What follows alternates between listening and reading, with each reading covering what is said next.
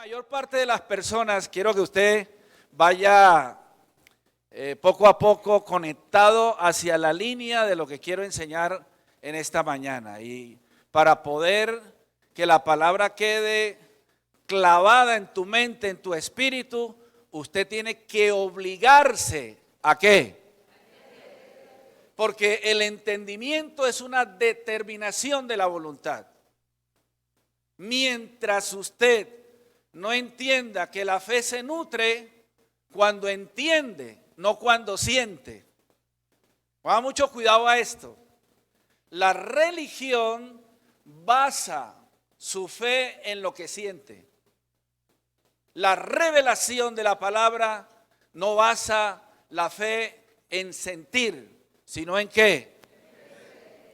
Entonces, cuando usted entiende, es a partir del entendimiento de manera voluntaria y consciente de la Escritura que Dios lo hace a usted ¿qué? Responsable. No, usted no ha oído eso todavía. En la medida que usted asume a conciencia, procesa mediante la voluntad del entendimiento la Escritura, a partir de ahí usted va siendo responsable. Y esa responsabilidad que se va asumiendo es la que produce, es la que rompe, es la que abre, es la que libera, es la que llena. Esa es la verdad de la Escritura. Y en la medida que la palabra del Señor está esculpiéndose en su mente y en su espíritu, no hay diablo que lo saque usted de esa convicción. ¿Está entendiendo? Entonces, a veces cuando usted está titubeando acerca de la fe, es porque usted se ha dedicado más a sentir a Dios que a qué. Entonces, cuando usted entiende la verdad de Dios, no hay diablo que lo saque usted de ahí. Cuando vienen problemas, vienen situaciones complejas, vienen situaciones que intenten a uno deprimirlo, hacerle sentir que está mal, por encima del sentimiento está la fe. Y la fe que está nutrida es la que ha entendido la Escritura. Entonces, por eso, hermano, cuando usted venga a este lugar, venga determinado en tu espíritu a entender. Y si usted sale de este lugar diciendo, uy, no, yo es que verdaderamente fui a esa reunión y no sentí nada. Bueno, eso es bueno. Si usted mientras yo estoy predicando, usted no está sintiendo nada, yo estoy contento. Pero si usted dice, y lo poco que pude entender, lo tengo captado, eso me hace feliz. No quiero que se vaya de aquí extremadamente emocionado, porque la emoción sencillamente motiva, pero el entendimiento de la Escritura transforma. Usted todavía no ha entendido eso.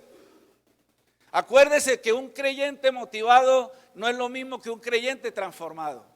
Entonces hay muchos sermones y predicaciones que apuntan en la dirección de la emoción y del sentimiento, pero no de la convicción. Y nosotros ya en la transición que estamos teniendo con esto de EDA, que me parece interesante, la Escritura. A mí me gusta mucho hablar del Dios de la Biblia, no del Dios que está por aquí como que esperando a ver quién abre emocionalmente las puertas para entrar. Ese Dios no lo predico yo ya. El Dios verdadero es el que se encuentra usted en la Escritura. Uno cuando va a la Escritura y empieza a estudiarla y a entenderla, se da cuenta que ese no es un libro, es una persona. No, usted no ha entendido eso todavía. Cuando usted empiece a ver en la Biblia una persona, usted está transicionando de la emoción al entendimiento. ¿Por qué, hermanos? Porque los que entienden están siempre pensando en el qué y no en el cómo. Los que tienen una fe basada en la emoción siempre están esperando el cómo se lo están diciendo. Si yo se lo digo a usted cantado y en tono de evangelista o predicador o profeta, usted allá dice, uy, cómo me electrocuto cuando ese predicador habla, aleluya. Y esas personas que se van electrocutadas y extremadamente emocionadas, les pregunta a uno después, a los 3 días, si se acuerda del sermón. Y las personas dicen, no, pero uno siente una presencia tremenda. Entonces la gente se va de las congregaciones extremadamente emocionadas, pero muy poco entendidas. Y yo espero que usted, mientras yo vaya trazando este tema, lo vaya ¿qué? Bien, ya ahí estamos poniéndonos de acuerdo. Mi esposa ha venido conmigo, mi hijo menor también, está un compañero de estudio, Daniel Ruiz, 40 y tantos años sin vernos, Janet también, 60 años casi ya, no tiene 60, ¿no? 45 años de conocernos. Vamos a darle un aplauso al Señor por todos los que hasta el día de hoy estamos perseverando en la fe. Gloria a Dios. Vamos a tocar un tema hoy que es para entendidos. Es para entendidos. Usted puede después, y yo le aconsejo que lo oiga después unas 10 o 15 veces más. Porque incluso usted empezará, una vez que lo oiga otra vez y otra vez, dirá, y eso lo dijo el pastor, no me di cuenta. Entonces le animo que este sermón, que sé que lo montan ahí a través de los medios, va a quedar ahí y espero que usted lo escuche una y otra vez. Porque no es fácil de digerir para los que están enseñados a sentir. Acuérdese. Pero los que están enseñados a entender se van a dar cuenta las bases que se van a estar enseñando para este tema que es crucial. Yo espero, una vez terminado la enseñanza, que usted se vaya incómodo de aquí. Se vaya incómodo. Si usted se va como vino, no quedo contento. Que se vaya incómodo. Y a partir de hoy, usted empiece a evaluar si usted está en una religión o está en el entendimiento de la revelación. Porque en la medida que usted vaya entendiendo este tema que voy a trazar, usted se va a dar cuenta que usted tiene un lugar establecido desde antes de la fundación del mundo por Dios, que es exclusivo para ti. El tema lo he llamado ¿cómo? Tentación a ser. No es tentación del ser ni tentación por el ser, no. Tentación a ser. Ustedes saben que el mundo en el que vivimos se mueve siempre con la intención de llevarlo a usted primero a tener. No, si yo tengo 3,000 millones de dólares en el banco, entonces a partir de ahí yo puedo hacer cosas. Y una vez que yo tengo, hago, y una vez que hago, entonces yo ya soy fulano de tal.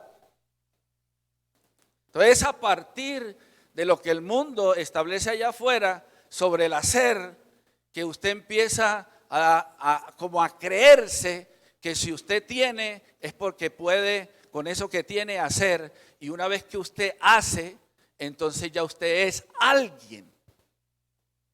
En la Biblia no es así. En la Biblia usted no tiene que tener para hacer y luego de hacer, ser. Sino que en la palabra del Señor, lo primero que Dios nos enseña es ¿a qué? Hacer. Yo primero soy, y a partir de lo que soy, hago. Y después que hago, entonces ¿qué? Tengo. Lo repito otra vez. No es un asunto de tener para hacer y finalmente ser. En la Biblia, Dios nos enseña primero que usted debe entender la importancia del ser. Porque a partir del entendimiento del ser, usted hace. Y luego que hace, tiene. Y eso es eterno. No es circunstancial ni momentáneo. En el mundo en el que vivimos, cuando usted tiene para hacer y luego ser, eso es temporal, circunstancial, no es eterno. Y es a partir del entendimiento del ser que usted entiende eternidad. Porque esto es de permanecer para siempre. El mundo pasa y sus deseos, pero el que hace la voluntad de Dios, esto es de eternidad, señores.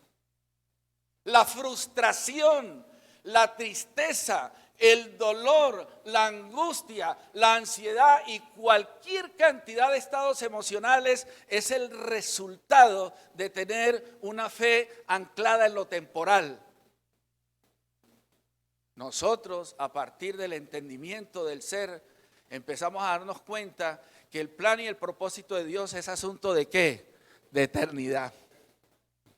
Cuando Dios habla en su palabra, habla a mentes que entienden eternidad, no que entienden temporalidad. ¿Me estoy haciendo entender? Lo temporal es circunstancial, lo temporal es momentáneo, pero lo eterno permanece para siempre. Entonces, lo que debe permanecer para siempre es la esencia del ser, no de lo que yo hago o de lo que yo tengo, porque lo que yo hago y lo que yo tengo, como dice el apóstol Pablo, al mundo hemos venido sin nada y sin nada nos iremos. Pero lo único que se irá con nosotros es la esencia del ser de lo que yo soy. Usted no ha entendido eso todavía. ¿Usted por qué se desgasta? ¿Usted por qué se enferma? ¿Usted por qué se deprime? Porque no tiene. Y porque no puede.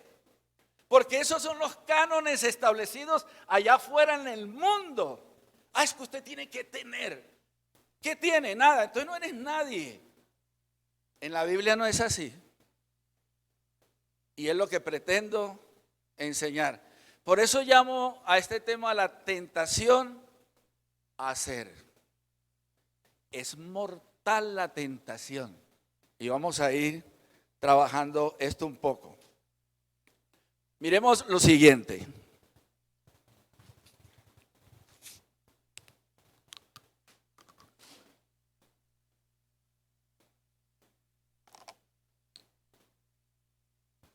La tentación, como escribo aquí, en cuanto al escenario, siempre la relacionamos con asuntos inmorales.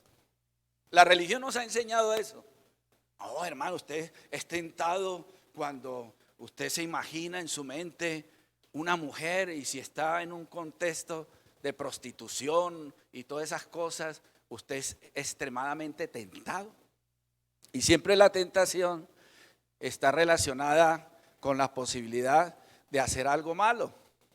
Robar un dinero, mentir, acostarse con la mujer, etcétera, o hacer cualquier cosa. Esa es la tentación que la religión ha enseñado. Pero yo hoy quiero mostrar que hay tres escenarios en primera instancia que son escenarios de tentación donde no hubo mujeres desnudas, ni dinero por robar, ni nada de esas cosas. Primero el Edén. Usted sabe ahí en la tentación que se da con la serpiente antigua llamada Satanás o Diablo. Ahí no había ningún contexto o escenario de maldad. Solamente lo que había era frutas, árboles, escenario hermoso, agradable. Entonces nosotros la tentación la relacionamos con escenarios o contextos de depravación.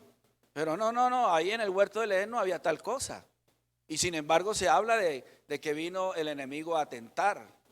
Luego en el desierto, la Biblia dice que Jesús en Mateo 4, 1 al 6 fue llevado por el Espíritu de Dios al desierto y allí fue tentado.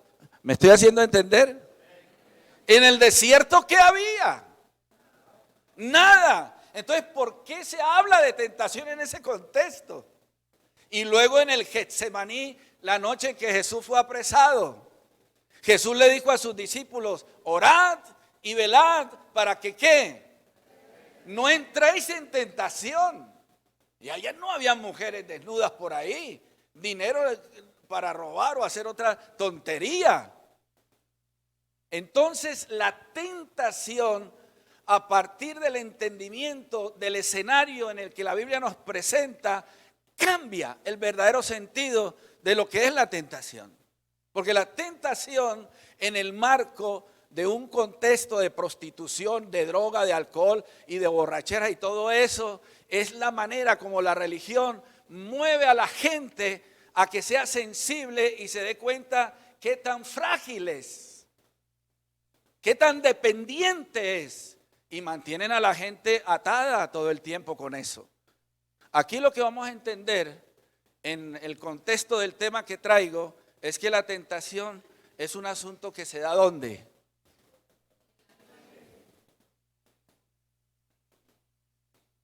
Diga conmigo, la mente. La mente para el apóstol Pablo, ese es el espíritu. Renovaos en el espíritu de vuestra mente. Todo ocurre ¿dónde? Es en la mente donde tenemos la lucha. Es en la mente donde nosotros empezamos a pensar 30,000 cosas. Porque el asunto no está afuera. El asunto está ¿dónde? Es en la mente donde debe entrar la palabra. Por eso la Biblia dice en Hebreos 4:12, el versículo ese que tanto repetimos, la palabra de Dios es viva y eficaz, más cortante que toda espada de dos filos, penetra hasta romper ¿qué? El espíritu, el alma, las coyunturas y discierne los pensamientos y las intenciones del corazón.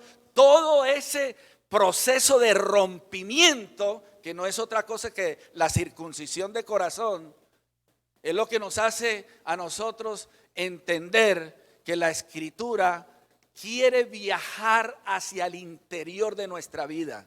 Vale, cuidado. La palabra de Dios es cortante. Ella penetra mediante el tiempo en que yo la voy entendiendo y me atraviesa, me rompe, me transforma, me cambia. Cuando la palabra de Dios viaja hacia el interior de mi ser por medio del entendimiento, ahí es cuando Dios me habita. No, usted no ha entendido eso todavía.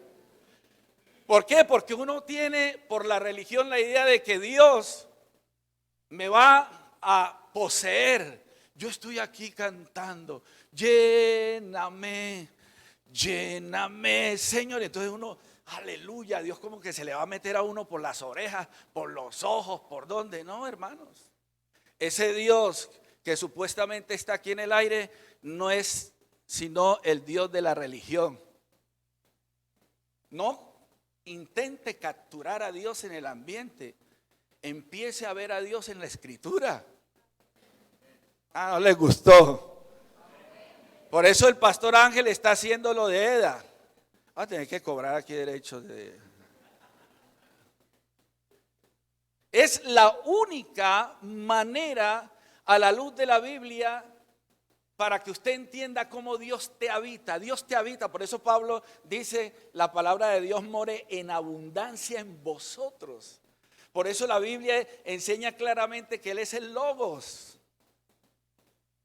Él es el que lo entiende, que lo sabe todo y lo ha dejado revelado. En la medida que usted empieza a interactuar con la Escritura y la palabra del Señor va rompiendo tus conceptos, tus paradigmas y te va atravesando, ahí Dios te está habitando. Eso es la verdadera vida del neuma. Por eso yo siempre insisto, hermanos, y dígalo conmigo en voz alta, no somos espiritistas, somos espirituales. El apóstol Pablo habló de los neumáticos, de los espirituales. Y los espirituales no son los que andan de cazafantasmas por ahí a ver cómo es que yo estaba orando, hermano, y de pronto yo prediqué ese evangelio. Y de pronto sentí que me moví, que me toqué. No, usted no se confunda. Primero entienda y después sienta. Porque el entendimiento es causa y el sentimiento es efecto. Usted todavía no ha entendido eso. O usted estaba ahí triste diciendo, ay, ¿y ahora entonces qué hago con lo que siento? Si yo siento, claro que sentimos. Después de haber ¿qué? Porque el entendimiento es ¿qué? Causa y el sentimiento es ¿qué? Entonces ya vamos acomodando las cosas. No permita nunca que la fe primero sienta, porque si primero siente, le cuesta trabajo entender después. Uy, hermano, a mí me ha costado trabajo tratar con personas que han edificado su fe en un sentimiento, en una emoción. Romperles esa estructura es difícil. Por eso tengo una frase que dice: yo primero entiendo y después que pase lo que quiera. Salte, grite, llore y patalee. Hay gente siempre que sale de las reuniones sintiendo. ¿Qué entendió? Nada. Pero sentí la gloria. El ser, en el contexto de la tentación, no sufre en lo emocional, sino es atacado en las convicciones. La tarea del enemigo dentro de tu mente, cuando lo trabaja, es para sacarlo de tu posición, de tu asignación. Voy a decir esto que siempre lo decimos. El creyente del Antiguo Testamento, pero sobre todo en el Antiguo Pacto, más que en el Antiguo Testamento, porque no confunda Antiguo Pacto con Antiguo Testamento, ni confunda Nuevo Testamento con Nuevo Pacto. El Nuevo Pacto es una cosa y el Nuevo Testamento es otra. El Antiguo Pacto es una cosa y el Antiguo Testamento es otra. Cerremos ese pequeño paréntesis. El hombre del Antiguo Pacto estaba anclado en una condición. Por eso usted ve a los salmistas gimiendo, llorando. ¿Cómo clama mi ser? Me muero por dentro, lloro, me parto y estoy aquí en una ¿qué? Condición. Todas veces tomamos salmos sin entender estas verdades del ser y lo apropiamos en el contexto de lo que yo siento. Lloré, gemí toda la noche, grité desconsoladamente, me tiré al suelo, hice esto, hice lo otro, y la persona está haciendo a partir de esa expresión una oración a partir de su condición. Pues la condición del hombre del Antiguo Pacto era una condición ¿de qué? De muerte, estaba muerto. Por eso Pablo dice, estábamos muertos en nuestros delitos y pecados, estábamos en una condición, pero Él nos dio vida juntamente con Cristo, nos sacó de una condición y nos metió a una ¿qué? Posición. Entonces cuando yo oro, no oro desde mi condición, sino desde ¿dónde? Entonces la posición tiene que ver con el entendimiento que el ser tiene acerca de sí mismo. Entonces vamos a entrar un poquito más en el tema. ¿Me estoy haciendo entender? Bien, eso me alegra. Voy a entrar un poquito más. ¿Cuántos en esta mañana tienen la certeza y convicción que Dios es su creador? Hermanos, si nosotros no tenemos esa certeza de que Él nos creó, apague y vámonos. Él te creó. De tal manera que cuando usted empieza a entender eso de que Dios te creó, tienes que empezar por pensar que Dios te pensó. Usted y yo preexistíamos antes de existir. Voy a tomar agua porque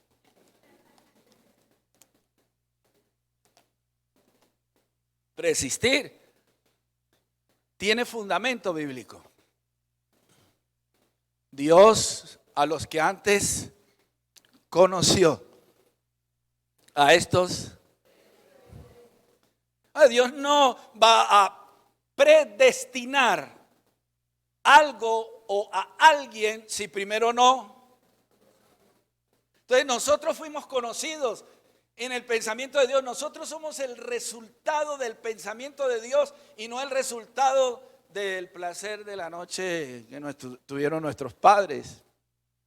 Existíamos en la mente de Dios y Dios pensó en nosotros. ¿Qué dice en Jeremías capítulo 1? Antes que ¿qué? Que te formases ¿dónde? En el vientre. ¿De qué? Te conocí. Antes de que cada uno de los seres humanos vinieran a la existencia, si este fundamento no se entiende nada de la Biblia. Si usted y yo no entendemos que antes de que viniéramos a este estado de cosas o a esta temporalidad, existíamos en la mente de Dios, si no entendemos eso, no vamos a entender eternidad nunca. Y vamos a estar en esta temporalidad llevando de la brava porque el enemigo se va a reír de nosotros cada vez que le da la gana. Porque usted no tiene certeza en su mente y en su espíritu de quién es usted en el organigrama de Dios. Darles un ejemplo. Hay unos hijos de un tal sacerdote Seba judío que echaba fuera demonios, como lo hacía Pablo. Esos chicos, en el nombre de Jesús, del que predica Pablo. Y los demonios, ¿saben de qué estoy hablando, no? ¿Qué le dijeron? A Jesús conozco, sé quién es Pablo, pero vosotros, es lo que el enemigo te dice a la cara cuando usted se siente deprimido, triste, sin tener convicción de su futuro. ¿Quién es usted? Y a veces usted cae en depresión y en tristeza y en frustración porque usted no tiene entendimiento claro de quién es usted. Allá afuera, en la calle, en el mundo, hay gente que vive la vida, logran dinero, logran fama, fortuna, pero luego se pegan un tiro y deprimidos y consumen droga porque están en una depresión interna, porque no tienen certeza en su mente y en su espíritu de quiénes son. Por eso le llamo a este tema la tentación a ser. Dale cuidado. Cuando una persona no entiende el plan de Dios sobre esto del ser, lucha insistentemente por serlo. No, es que yo tengo que ser alguien. No. Mínimo médico, mínimo ingeniero. Uno ve hasta ingenieros, doctores, abogados manejando taxi. Y si hay alguno aquí, perdóneme, no lo quiero ofender, pero usted se encontró de pronto con que eso no es lo suyo. Cada ser humano, según lo que dice el apóstol Pablo en Romanos capítulo 12, versículos 2, 3 y 4. Ninguno tenga más alto concepto de sí que el que deba tener, sino que piense de sí mismo ¿con qué? Con cordura, de acuerdo a la medida de fe que Dios le ha dado ¿a quién? A cada uno. Es decir, que cada uno de nosotros hemos venido a esta temporalidad para que vayamos tomando conciencia de quiénes somos en realidad. Voy a ir abriendo un poquito más el tema sobre esto de la tentación a ser. En cuanto a los escenarios de los que estoy mencionando, el ataque del enemigo se da en lo del ser y lo voy a mostrar. Vamos ahí. Tentación, ¿quién es el que la produce, la provoca? Me encanta esto, porque uno está reprendiendo al diablo. Diablo mentiroso, no me tiente. Espérate un momento. Mateo 6:13, y no nos metas en qué. El Padre Nuestro. ¿A quién? Se lo está orando un hijo al Padre que es Dios. Y no nos metas en qué. En tentación. Dios nos mete en tentación. Sí. Mateo capítulo 4 versículo 1. Entonces Jesús fue llevado por el Espíritu al desierto para ser tentado por el diablo.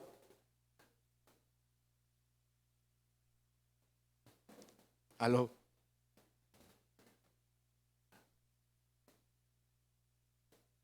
No es el diablo el que tiene el control.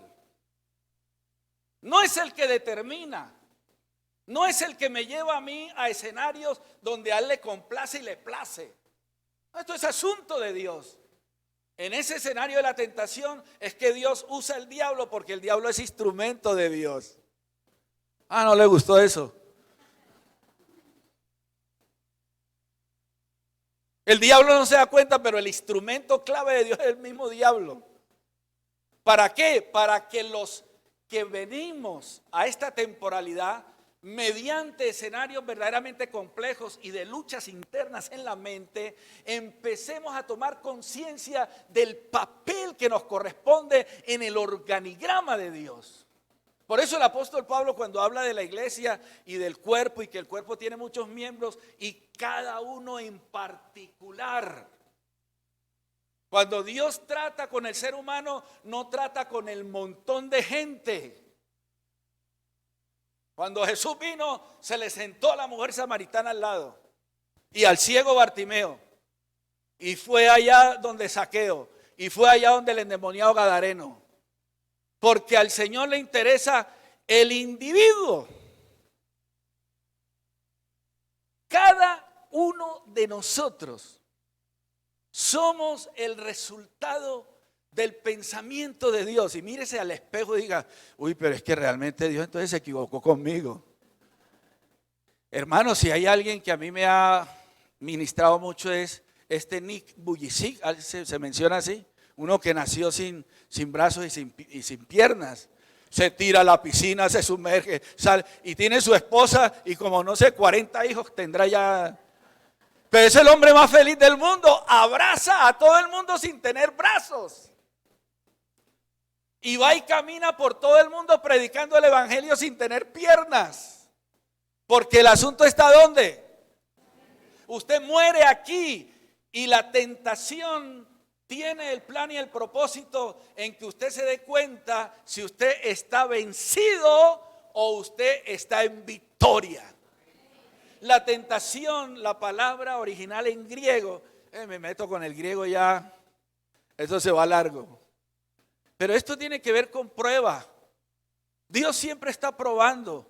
Génesis capítulo 22 dice la Biblia que Dios probó a Abraham y le dijo: Abraham, toma a tu hijo, tu único Isaac, quien amas, y vete al monte Moriah y ofrécelo en sacrificio en uno de los lugares que yo te diré. Génesis 22:4 dice que Abraham se levantó ¿qué? Muy de mañana. Yo creo que el que no entiende se levanta a las 5 o 6 de la tarde y se hace el loco.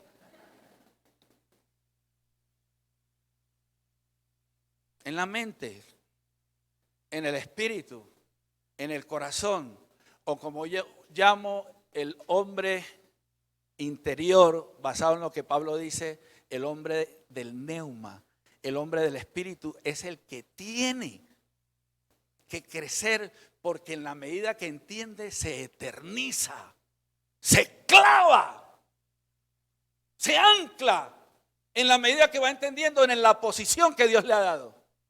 Por eso los demonios dijeron: a Jesús conozco y sé quién es Pablo, pero vosotros ¿quiénes sois? Y a Jesús le preguntan en el templo los ancianos, los fariseos: ¿con qué autoridad hace usted esas cosas? ¿Y cómo es esto? ¿Quién te la dio?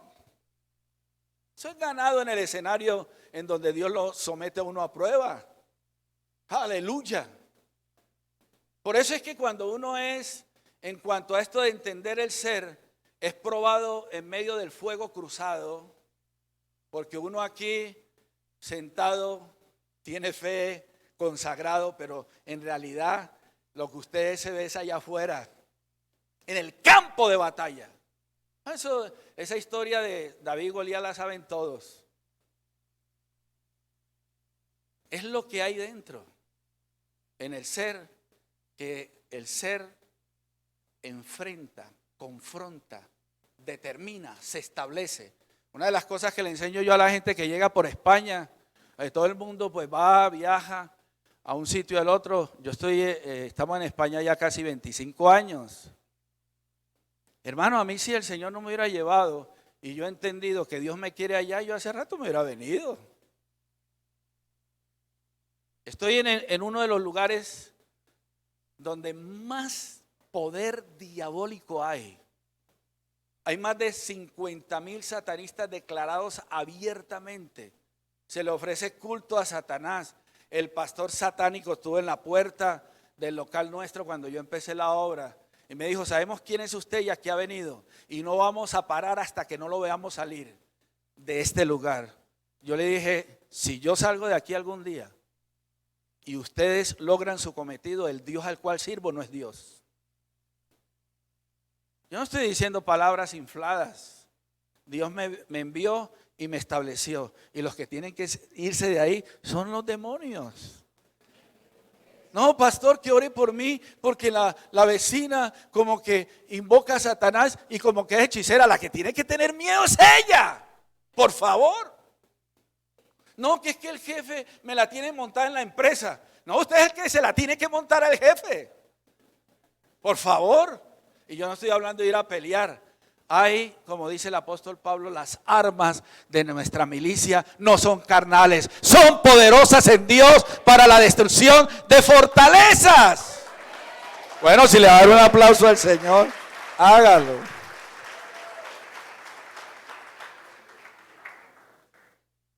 Dice en Santiago 1:12 al 15: bienaventurado el varón que soporta la tentación. Entonces, claro, ya el evangélico tradicional piensa que es cuando tiene una mujer ahí con la posibilidad de irse a dormir con ella. Ay, yo no tuve tanto poder y tanta fuerza que logré evadir. A eso no se refiere. Aunque si usted lo hace, gloria a Dios por eso. Hay una convicción más fuerte dentro que Dios quiere que usted asuma que esa leve experiencia circunstancial o momentánea. Cuando el enemigo ataca la esencia del ser. Lo voy a repetir otra vez. Cuando el diablo ataca a la esencia del ser para moverte de tu lugar. Porque si él te mueve del lugar que Dios te ha establecido, usted está perdido. Por eso el concepto de la perdición tenemos que cambiarlo un poco. ¿Cuándo es que una persona se pierde? No, pastor, cuando fuma y se va con mujeres por allá, ese está perdido. No. Si yo soy el creador de este portátil y se lo doy a usted para que haga conforme a la manera como yo o la intención con la que yo lo he creado, y usted lo usa como una bandeja para llevar platos para arriba y para abajo, ¿esto se está qué? Se está perdiendo, está perdido. Lo hice para una tarea específica y lo están usando para colgar corbatas. Usted está perdido cuando usted no entiende en Dios el lugar que a usted le corresponde. Y puede sonar esto muy fuerte y que el pastor lo saque después de ese dilema, porque usted puede estar viniendo a estas reuniones y estar perdido.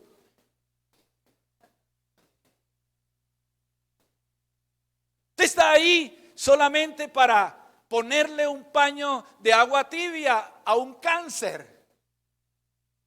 Usted está ahí sentado para de alguna manera ponerle paños de agua tibia al alma herida. Porque usted practica una religión, no el entendimiento de la revelación. Usted tiene que entender que usted tiene un lugar, tiene un papel, allá donde trabaja, allá donde estudia, allá donde usted vive, donde quiera que Dios lo ha establecido, ahí usted tiene un lugar de autoridad, que ni yo puedo ir a suplirlo. Usted tiene una posición, usted tiene un lugar, le corresponde. Yo no soy el pastor de esta congregación. Dios me ha establecido en Valencia y es un pueblo difícil, un escenario difícil, pero ahí me ha puesto Dios. Entonces, a partir de el entendimiento de mi asignación, es que yo puedo predicar, reprender, confrontar, mantenerme en medio de la presión. Pero si usted no entiende eso y lo sacan del lugar que Dios le ha establecido, usted se siente frustrado. Hasta ahí le llega. Bienaventurado el varón que soporta la tentación, porque cuando haya resistido la prueba, recibirá la corona de vida que Dios ha prometido a los que le aman. Cuando alguno es tentado, no diga que es tentado de parte de Dios, porque Dios no puede ser tentado por el mal, ni él tienta a nadie, sino que cada uno es tentado. Cada uno es tentado cuando de su propia ¿qué? Concupiscencia. Esto, hermanos, que voy a decir, va a ser muy fuerte. Usted no sé si lo va a poder soportar, pero ahí está el pastor que le va a resolver después el problema. El primero que fue completamente envuelto en concupiscencia fue Jesucristo. Porque la palabra en el original, que es epitumía, es la pasión y la fuerza con la que uno se entrega a algo o a alguien. Usted lea y busque en el original y verá que ese término de epitumía se relaciona con la pasión de Cristo. No les ha gustado a los religiosos eso, porque claro, la palabra concupiscencia siempre ha sonado mal, pero la palabra concupiscencia es el alto, la intensidad o la pasión que usted se tiene para hacer algo. Yo, por ejemplo, hermano, yo soy de los que me gustaría, cuando paso aquí delante, predicar suave, hablar dulce, usar palabras bonitas, hablar así como William Shakespeare y todas esas cosas. Pero no puedo. La pasión, la intensidad con la que yo predico y enseño, una vez que mi mente y mi espíritu ha entendido, lo suelta con fuerza, con convicción. Yo aquí no estoy improvisando. Usted pensará que bueno, eso se lo aprendió el pastor Manuel Umaña. No, esto va corriendo en mi ser por dentro con fuerza. Por eso el Señor lo dijo, de su interior correrán ríos de agua de vida. Nosotros, cuando venimos al entendimiento de la palabra, es dentro de nosotros que tenemos las luchas, las tentaciones para ser movidos de nuestras convicciones. Yo hay verdades que tengo basadas en la palabra. Una de ellas tiene que ver con esto del ser. El enemigo intenta a toda costa que yo me mueva de lo que estoy entendiendo de la Escritura. Para mí la tentación no es tan fuerte en el sentido de lo inmoral, sino en el sentido de que hay verdades que están escritas en la palabra y usted como que, ¿será verdad? ¿Será así? ¿O es que el papel puede con todo? No, eso de la Biblia, los judíos, esa es la historia de los judíos. Y una cantidad, ahora ahí por internet, un pastor o predicador por allá en Honduras, que insiste en negar que Jesucristo es Dios. Y coge cada texto de la Biblia, le da 3 vueltas al texto y hace que el texto diga lo que a él le da la gana que el texto diga. Hermano, en ese contexto, la tentación, la concupiscencia y todo eso tiene más poder, tiene más fuerza. Porque el enemigo, cuando usted lo mueve de una verdad eterna, ha ganado. Cuando el enemigo lo logra a usted mover de una verdad eterna en la que usted se ha agarrado, se ha afirmado, se ha afianzado y lo saca de ahí, ganó. Por eso Jesús le dijo a sus discípulos, orad y verá para que no caigáis en tentación. ¿Y qué tentación era? Toda la presión que venía. Hermanos, pequeño anuncio, no esperemos en los años que vienen un buen estar para la iglesia. Nosotros ya estamos metidos en el sistema anticristo. Diga conmigo, no hay Cristo sin anticristo. ¿Qué espera la iglesia? A Cristo. Error de interpretación. Ha sido tentado y movido de lo que está escrito. Porque nunca Cristo vendrá si primero no aparece ¿quién? Léanlo, 2 Tesalonicenses capítulo 2, del 1 al 12, léanlo. ¿Cómo es? Lea, estudie, descubra y aplique. Nosotros no estamos esperando la segunda venida de Cristo. Agárrese de la silla, porque los tiempos difíciles vendrán. Los primeros perseguidos somos los que hemos salido en internet predicando y ahí está, el enemigo viene por nosotros. Y yo, dentro de lo que enseño y las convicciones que voy entendiendo de la Escritura, soy peligroso para el sistema.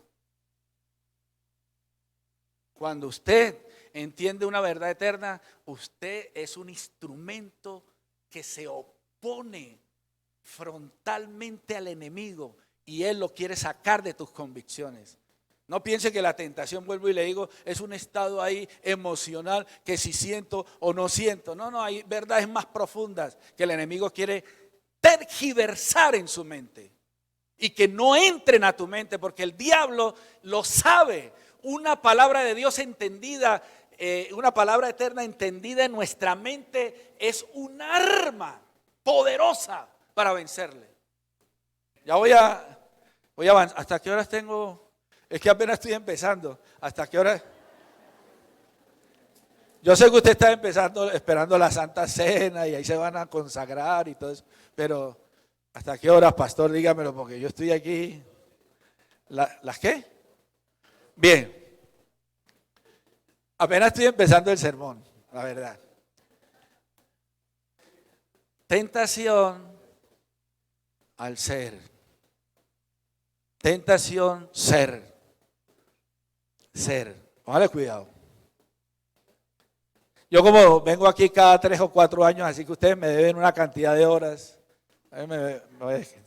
Cuando se habla del ser, se usa, dice en internet, esta palabra ser para atribuir al sujeto de la oración una cualidad o condición intrínseca, natural o permanente que se expresa mediante un adjetivo, un complemento preposicional, un nombre o una oración equivalente. También se emplea para indicar el oficio o profesión que una persona tiene o alguna actividad o dedicación habitual. Esto no lo mueve a uno espiritualmente, pero esto es una verdad interesante. El ser tiene que, diga conmigo, asumirse. Yo estoy escribiendo un libro que le he titulado El nombre, mi razón de ser. Si usted quiere las primeras 40 páginas completamente gratis, yo daré al final mi WhatsApp, usted me escribe y yo se lo envío. Son 40 páginas. No es un libro para sentir, es para leer y entender. ¿Cómo es? Estudie, descubra y practique, no aplique. Bien.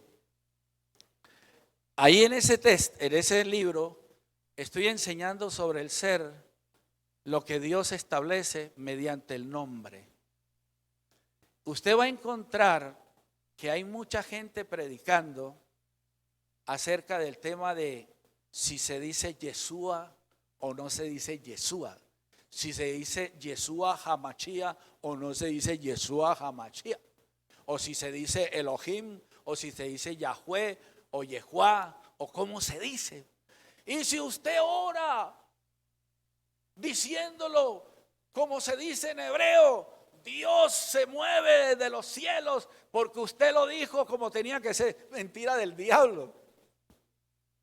¿Por qué? Porque han entendido mal lo del nombre. Ustedes van a leer en Mateo capítulo 28, versículo 19, que dice, por tanto, id y haced discípulos. ¿Cómo? ¿Cómo? Id y haced discípulos. ¿Cómo los hace uno? ¿Cómo? Enseñándoles, pero dice bautizándolos. ¿En qué? ¿En qué? En el nombre. Vamos a dejarlo hasta ahí porque Padre, Hijo y Espíritu Santo lo agregaron después. En el original no está Padre, Hijo, Espíritu Santo. Entonces hay creyentes que toda la vida entienden Mateo 28, 19 mal. La única manera de hacer discípulos es bautizándolos. Y la acción de bautizar tiene que ver no con meterlo a uno en el agua, porque la gente cree que bautismo es igual a agua. No, la palabra bautismo es un verbo Bautizar es la acción de meter algo dentro de. Entonces es un verbo, una acción. Y bautizándolos es un participio de dos imperativos de id y haced en el texto. Id y haced discípulos bautizándolos, porque ese es un participio. La única manera de hacer discípulos es bautizándolos. Si a usted no lo han bautizado, usted no es discípulo. No les ha gustado. Y no les va a gustar lo que voy a decir. Peor todavía. Porque la gente piensa, la religión, que uno es discípulo porque van y lo meten dentro del agua. No. Juan el Bautista dijo, yo bautizo con agua, pero el que viene detrás de mí bautizará con Espíritu Santo y fuego. Yo no sé usted qué quiere, el agua o el Espíritu Santo y fuego. Entonces nosotros insistimos en mantenernos en la tradición, y el que se mantiene en la tradición no transiciona, sino tradiciona. Le impone a la gente una tradición improductiva, porque el bautismo en ese contexto de Mateo 28, 19 es meter a la gente. En griego está la preposición eistoónoma, que quiere decir bautizar en el nombre, no en agua. O sea, lo que está diciendo que para una persona ser bautizada tiene que ser llevada a través de toda la escritura al profundizar sobre ¿qué? ¿Sobre qué? El nombre. Y el bautizándolos no es una acción puntual. Ay, a mí me bautizaron ayer, o 30 años, o 40 años, sí, lo mojaron hace 40 años. Pero ese texto está diciendo que usted debe ser todos los días y todo el tiempo bautizado, metido para que entienda ¿qué? El nombre. No, usted no ha entendido eso todavía. Entonces, yo le dije a la congregación hace unos 2 años atrás, hermanos, yo a ustedes los voy a bautizar. Pastor, si usted ya nos bautizó en agua, no, yo no los he bautizado todavía. Y duré, yo creo que más de 2 años hablando sobre el nombre. ¿Por qué estoy hablando del nombre? Porque el nombre en la Biblia, el Shen, es la esencia del ser. Cada uno de nosotros tenemos un nombre. El nombre no es la manera como usted lo llaman. A usted lo pueden llamar sus hijos papá, y sus nietos abuelos, y sus sobrinos tío, y aquí en la iglesia le pueden llamar hermano, y allá en el trabajo le pueden llamar ingeniero, abogado, doctor. Por eso Isaías dice, su nombre es ¿qué? Admirable consejero. El nombre del Señor lo pueden llamar Padre eterno, príncipe de paz, Yeshua, Elohim, lo pueden llamar como sea, pero la esencia del ser, que es su nombre, no es la manera como uno llama a Dios. La esencia del ser es lo que Dios, cuando dice yo soy el que soy, es a partir de yo soy el que soy, que Dios establece en cada uno de nosotros un lugar, una asignación, un nombre. Y el nombre es la razón por la cual usted vino a la existencia. No, yo voy a dejarlo aquí porque es demasiado yuca, papa, arroz y Coca-Cola al mismo tiempo. Hermanos, el ser, cuando entiende el lugar que Dios le ha establecido, es a partir de ese momento que usted es libre. Se ríe en medio de la prueba, soporta la tentación, se mantiene firme por encima de las circunstancias. Por eso era que Pablo podía, en medio de cepos, metido en lo más profundo de la cárcel con Silas, cantar alabanzas. Están locos estos, metidos allá en las mazmorras y cantando alabanzas. Están locos. Porque el problema no lo establece lo que hay fuera, lo establece lo que hay. Y es a partir de lo que yo entiendo dentro que cambio lo que está fuera. ¿Está claro? Vamos a dejarlo ahí. En alguna otra ocasión seguiré compartiendo esto y el Señor nos va a dar la posibilidad de edificarles en el tema. Inclina un momento su rostro, por favor. Apague el móvil o apague la Biblia. Hoy hay que decir así, apague la Biblia o cierre la Biblia.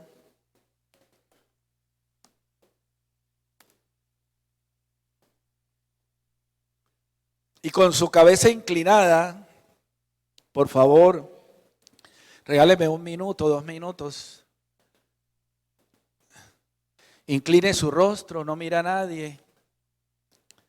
Y ahí donde usted está, solamente toma 1 minuto más para decirle, hermano, ¿es usted verdaderamente entendido en Dios el lugar que el Señor le ha asignado?